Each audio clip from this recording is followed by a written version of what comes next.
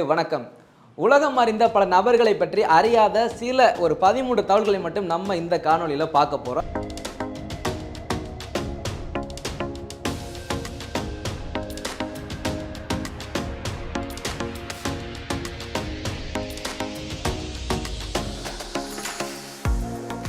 முதல்ல வரது என்னன்னு பார்த்தீங்கன்னா ஆக்ஸ்போர்ட் யூனிவர்சிட்டி அப்படின்றது தான். இந்த ஆக்ஸ்போர்ட் யூனிவர்சிட்டி உலகம் முழுவதும் அறியப்பட்ட ஒரு யூனிவர்சிட்டி. அந்த யூனிவர்சிட்டிக்கும் நம்ம ராஜராஜ சோழனுக்கும் ஒரு ஒற்றுமை இருக்கு. இந்த யூனிவர்சிட்டி 1000 ஆண்டுகளுக்கு முந்தைய காலத்திலிருந்தே இயங்கிட்டு வரதா சொல்றாங்க.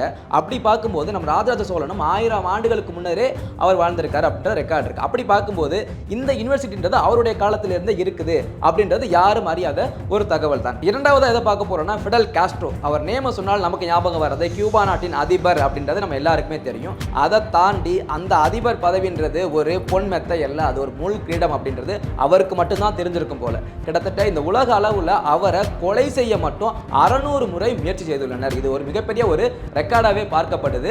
இந்த மாதிரி யாரையுமே முயற்சி செஞ்சிருக்க மாட்டாங்க. அடுத்து நம்ம மூணாவதா பார்க்க போறது, நம்ம நாட்டில் நம்ம இன்னும் பேசிட்டு இருக்கோம் எங்களை தமிழ் மொழி தான் பழமையான மொழின்றாங்க ஒரு பக்கம் சமஸ்கிருதம் தான் பழமையான மொழின்னு பேசிட்டு இருக்காங்க. அதை தாண்டி உலக அளவுல ஒரு பழமையான நாடு அப்படின்னா அது எகிப்து நாடு மட்டும்தான். கிட்டத்தட்ட 5000 ஆண்டுகள் பழமையான ஒரு நாடு. அங்க பாத்தீங்கன்னா பிரமில ரொம்ப ஒரு வியக்கத்தக்க வகையில் இருக்கும். அப்படிப்பட்ட ஒரு நாடு, அந்த நாட்டை சொல்லும் போது குரங்கிலிருந்தான் மனிதன் வந்தான் அப்படின்றது அங்கிருந்து தொடங்கியிருக்கும் போலவே என்னவோ அந்த அளவுக்கு ஒரு சிறப்பான நாடு அந்த எகிப்து நாடு.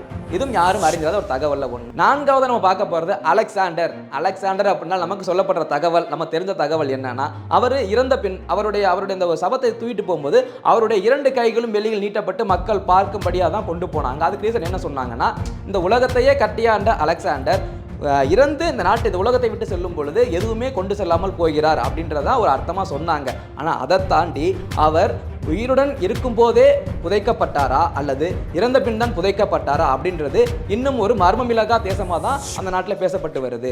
அவங்க அந்த வாழ்ந்த அந்த நாட்டில் அந்த வழித்தொண்டர்கள்ட்ட நம்ம கேட்கும்போது இன்னும் முன்னுக்கு பின்ன அப்படின்ற மாதிரியான கருத்துக்கள் தான் நிலவிட்டு வருது. ஐந்தாவது நம்ம பார்க்க போகிறது ஆப்ரஹாம் லிங்கன் அப்படின்ற பேரை சொன்னாலே நமக்கு ஞாபகம் வர்றது அமெரிக்கன் பிரசிடென்ட் அப்படின்றத. ஒரு செருப்பு தைப்பவரின் மகன் அதிபர் ஆகலாம் அப்படின்றத நிரூபித்தவர் நம்ம ஆப்ரஹாம் லிங்கன். அதை தாண்டி யாரும் அறிந்திடாத ஒன்று, அவர் ஒரு கிக் பாக்ஸிங் சாம்பியன். கிட்டத்தட்ட 300 போட்டிகளில் பங்கேற்று ஒரே ஒரு போட்டியில் மட்டும்தான் அவர் தோல்வியை சந்திச்சிருக்காரு. அவர் அதிபர் லிங்கன் மட்டும் கிடையாது, கிக் பாக்ஸிங் லிங்கன் கூட. ஆறாவது நம்ம எதை பார்க்க போறோம்னு பார்த்தீங்கன்னா, இன்றைய காலகட்டத்தில் நம்ம ஒரு வேலைக்கு போறோம் அப்படின்னா நம்ம மொபைல் கையில் இருக்கு, வாட்ச் இருக்கு, அலாரம் வச்சு டான் எந்திரிச்சு போயிடும். சில பேர் எந்திரிக்காம இருக்காங்க. இந்த வாட்ச் இந்த மொபைலில் கண்டுபிடிக்காத காலகட்டத்தில் பார்த்தீங்கன்னா எப்படி வேலைக்கு போயிருப்பாங்க, ஒரு எமர்ஜென்சி எப்படி போயிருப்பாங்க அப்படின்னு பார்த்தீங்கன்னா, அப்போ அதுக்கு ஒரு ஜாப்னே வச்சிருக்காங்க, ஹியூமன் வேக்கர்ஸ் அப்படின்னு ஒரு ஜாப்பே வச்சிருக்காங்க. அவங்க கிட்ட முன்கூட்டியே சொல்லிட்டா நம்ம எப்போ எந்த டைமுக்கு சொல்றோமோ அந்த டைமுக்கு அவங்க வந்து எழுப்பி விட்டுருவாங்க அப்படின்றது யாரும் அறிஞ்சிடாத ஒரு தகவல் தான். உங்களுக்கு டவுட் வரும், அப்படி வேலை பார்க்குறவங்கள யார் எழுப்பி விடுவா அப்படின்ற டவுட் வந்தா அதை நீங்க கிளாரிஃபை பண்ணிக்கங்க.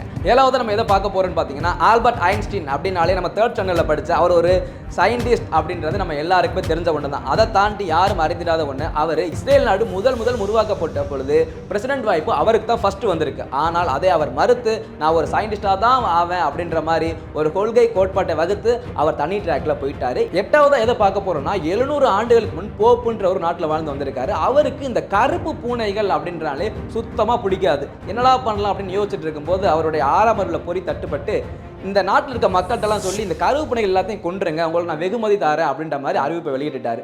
ஆக கிடைச்சதுரா லக்குன்னு அந்த நாட்டு மக்கள்லாம் இருக்கிற கருப்புனை எல்லாத்தையும் கொண்டுட்டு வெகுமதி வாங்கிட்டாங்க. 10ஆவதுக்கு கலராக இருந்த பூனைகளையும் கருவு பெயிண்ட் எடுத்து அதையும் கொண்டுட்டு வெகுமதி வாங்கிட்டாங்க. அதற்கு தான் சூப்பரான ஆப்பு வைக்கிற மாதிரி 1 வருட காலத்தில் பிளேக் அப்படின்ற நோய் அந்த நாடு முழுவதும் பரவி பல மில்லியன் மக்கள் கொத்தா இறந்து போயிட்டாங்க. ஸோ இதுல என்ன தெரியுதுன்னா, ஒரு சுழற்சி முறையை நீங்கள் கட் பண்ணீங்கன்னா அடுத்து ஏதோ ஒரு மிகப்பெரிய ஆபத்து வருன்றது யாரும் அறிந்திடாத தகவலில் ஒன்று. 9வது எதை பார்க்க போகிறோன்னா, ராஷ்புட்டின் அப்படின்றது ரஷ்யாவை சேர்ந்தவர். அவர் பார்த்தீங்கன்னா ஒரு மத போதகர். அவர் வந்து அடுத்த ஜீசஸ் அப்படின்ற அளவுக்கு அவர் வச்சுருந்தாங்க. ஆனால் என்ன, நம்ம ஊரில் உள்ள சாமியார்கள் மாதிரி கொஞ்சம் பெண்களை விஷயத்தை வந்து வீக்கானவர் அவர். அப்படிப்பட்டவர் என்னன்னா, அந்த ரஷ்ய அரசுக்கு எதிராக பல குரல்களை கொடுத்து வந்திருக்காரு. இதில் காண்டான அந்த அரசு என்ன பண்ணிட்டாங்க, இவர் ஏதாச்சும் பண்ணணும் அப்படின்ட்டு அவருக்கு விஷம் கொடுத்துட்டு அடுத்து கத்தியால் குத்தி அதுக்கப்புறம் துப்பாக்கியால் சுட்டு குளிர்ந்த ஒரு ஆற்றில் தூக்கி வீசிடுறாங்க அவரை. அவர் இறந்த அவருடைய சடலம் வந்து கிடைக்கும் போது மக்கள் எடுத்து பார்க்கும்போது தான் ஒரு ஆச்சரியம் அங்கே தென்படுது. என்னன்னு பார்த்தீங்கன்னா, அவருக்கு விஷம் கொடுத்து கத்தியால் தாக்கப்பட்டு துப்பாக்கியால் சுடப்பட்டிருக்கு. இதெல்லாம் தாண்டி அதை பார்க்கும் பொழுது அவர் அந்த குளிர்ந்த நீரில் உறைந்து தான் இறந்திருக்கிறார். இந்த 3 நாள் அவர் எந்த ஒரு வகையிலும் பாதிக்கப்படவில்லை அப்படின்றது கிளியர் கட்டாக தெரிஞ்சிருக்கு. இதுவும் ஒரு யாரும் அறிஞ்சாத தகவலில் வரும்.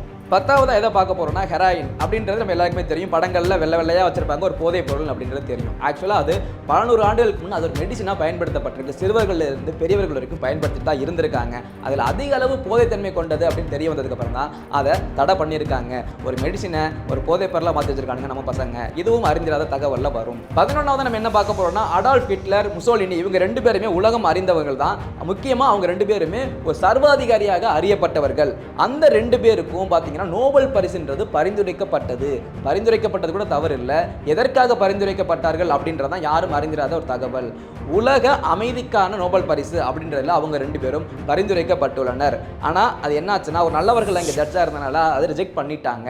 அதை பரிந்துரைத்தவர்கள் கண்டிப்பாக கண் தெரியாதவரும் காது கேளாதவராக தான் இருப்பார்கள் அப்படின்றது என்னுடைய தகவல். 12வது நம்ம என்ன பார்க்க போறோம்னு பார்த்தீங்கன்னா இன்றளவில் போர் அப்படின்னு நமக்கு சொல்லிட்டாலே முதல்ல ஞாபகம் வருது மகாபாரத போரில் ஆரம்பிச்சு இன்னைக்கு ரஷ்யா உக்ரைன் போர் வரைக்கும் தான் ஞாபகம் வரும். இந்த போரில் அதிக அளவு நடந்த போர் அப்படின்னு பார்த்தீங்கன்னா 1 இல்லை 2 இல்லை 355 வருடங்கள் போர் நடந்திருக்கு.